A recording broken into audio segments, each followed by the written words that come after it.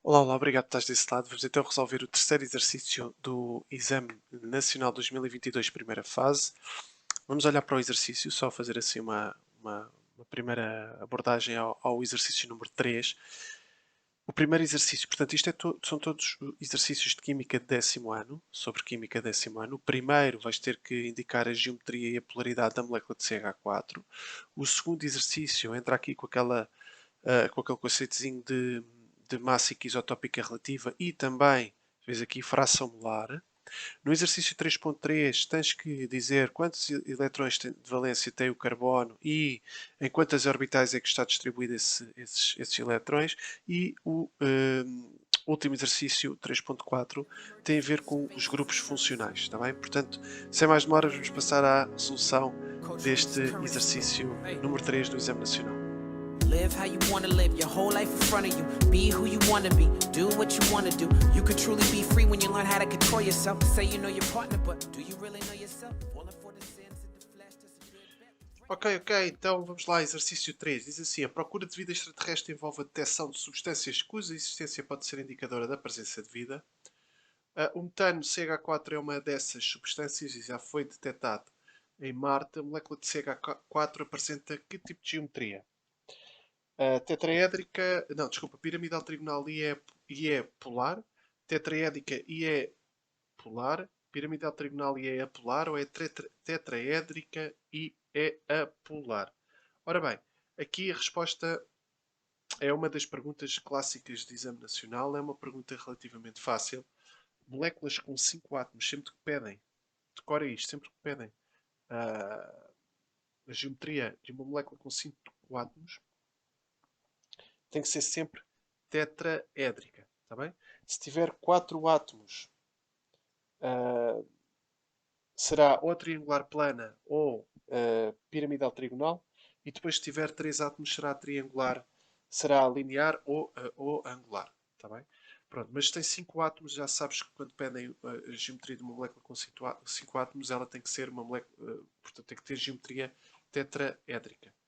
No caso da molécula CH4, o tipo de ligação uh, é esta, e portanto repara que há aqui uma. Depois isto tem que ser colocado em 3 dimensões, está bem? Mas repara que há aqui uma simetria da nuvem eletrónica em torno do átomo central e portanto estamos perante uma molécula apolar. Seria a resposta D. Ok, então vamos lá resolver o exercício 3.2, a descoberta da origem do metano CH4, que tem aquela massa molar, em Marte irá provavelmente requerer medições isotópicas. No planeta Terra, o carbono apresenta dois isótopos estáveis, o carbono 12 e o carbono 13. A fração molar do isótopo carbono 13 no carbono é 0,0108.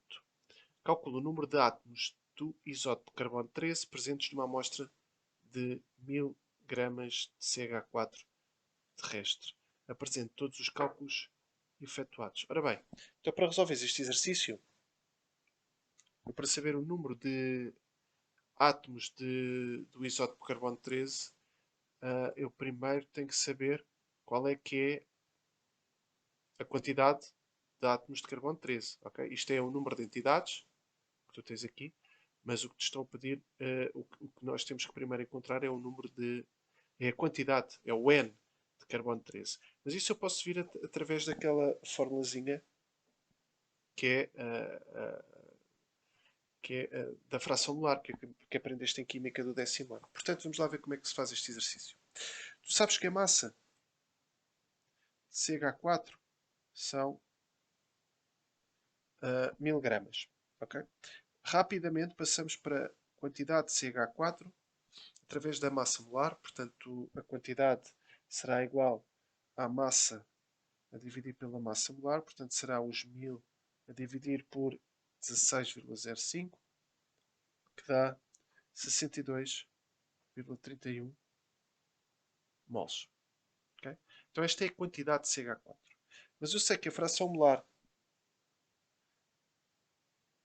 de, uh, Também só dizer aqui outra coisa que é importante, que é a quantidade de CH4 será igual à quantidade de carbonos, não é? Porque cada molécula de metano, de CH4, contém um átomo de carbono. Portanto, temos aqui numa proporção de 1 para 1.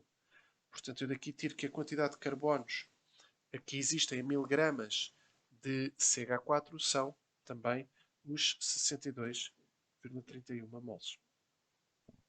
Ok, dito isto, agora posso então usar a formulazinha da fração molar. Venho aqui para cima. A fração molar de carbonos do carbono 13 será igual à quantidade do carbono 13 sobre a quantidade total. Okay? E repara que eu... Ups, esticou aqui um bocadinho em cima. Vou só puxar rapidamente para baixo. Portanto, a quantidade... Portanto, a fração molar de carbono 13 será igual à quantidade do carbono 13 sobre a quantidade de carbonos. A quantidade total, não é? E isto que é uma fração que indica a fração molar. Portanto, posso dizer que o 0,0108 será igual à quantidade de carbonos 13 sobre a quantidade total. E a quantidade total são os 62,31 mols. Portanto, a quantidade do carbono 13 é 0,6729 mols. Pronto, e agora está relativamente fácil de resolver, porque é só aplicar-se esta formulazinha. A quantidade, o número de entidades é o número de mols vezes o número de Avogadro, está bem? Portanto, este número de Avogadro não tens que saber de cor, está no formulário do exame. Portanto, é aquele 6,02 vezes 10 elevado a 23. E, portanto, chegamos ao resultado 4,05 vezes 10 elevado a 23 átomos de carbono 13. Ok, acho que ficou claro o exercício. Vamos então avançar. Então, no átomo de carbono, no estado fundamental, existem 4 eletrões de valência distribuídos por 2 orbitais, 4 eletrões de valência distribuídos por 3 orbitais, 2 eletrões de valência distribuídos por 2 orbitais ou 2 eletrões de valência distribuídos por uma orbital. Olha aqui, este exercício sai muitas vezes em exame nacional, está bem?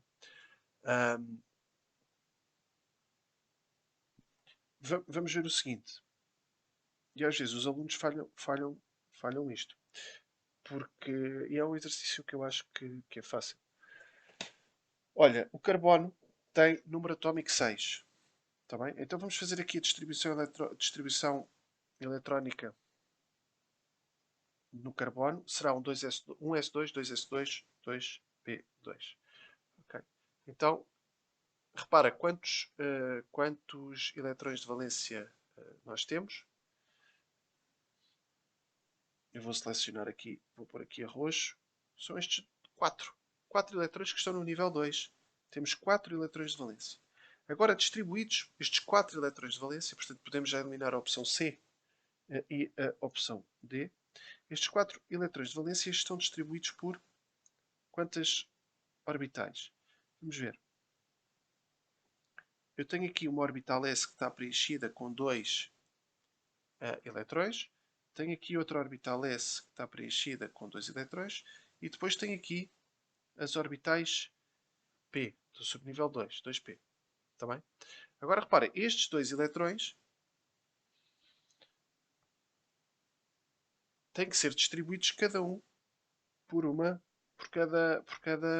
portanto, temos que garantir que ficam. Quando eu estou a distribuir estes eletrões pelas orbitais P, eu tenho que garantir que fico com o maior número de orbitais, o maior número de eletrões em orbitais degeneradas. Ou seja, eu vou distribuir um para aqui e outro para aqui. Não interessa o spin. Okay?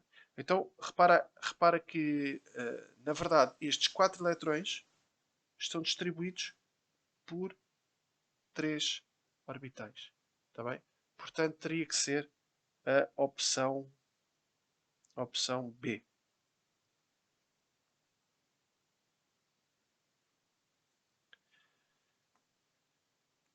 Como é que fazes esta distribuição? Já agora a explicar isso. Como é que fazes esta distribuição eletrónica? Há três regras que tens que seguir. O princípio de energia mínima, o princípio de exclusão de Pauli e a regra de Hund. Tá bem? E o que eu estou aqui a considerar para colocar estes dois orbitais, estes dois eletrões, sozinhos nestas duas orbitais, é a regra de Hund. Depois, o 3.4. Na figura 3 está representada a fórmula de estrutura da molécula de uma substância presente no solo marciano. E agora perguntam a que família pertence esta substância. Olha, isto é de decorar. Não há outra forma de resolver este tipo de exercícios. Isto é decorar. Tens que saber o nome dos grupos funcionais. E quando termina o H, tens de certeza uma tabela no teu livro ou no livro de preparação de exames. Isto aparece sempre estas tabelas com os grupos funcionais. O que é um álcool, o que é um aldeído, o que é uma cetona, o que é um ácido carboxílico e o que é uma amina. Está bem? Tens lá de certeza. E quando o grupo funcional é um OH, nós estamos na presença de um álcool. Está bem? Então, este exercício também não era muito complicado, só tinhas que memorizar o nome e a fórmula de estrutura dos grupos funcionais. Então, espero que tenha ficado claro. Vamos lá continuar. Come follow me, follow me, follow me, follow me.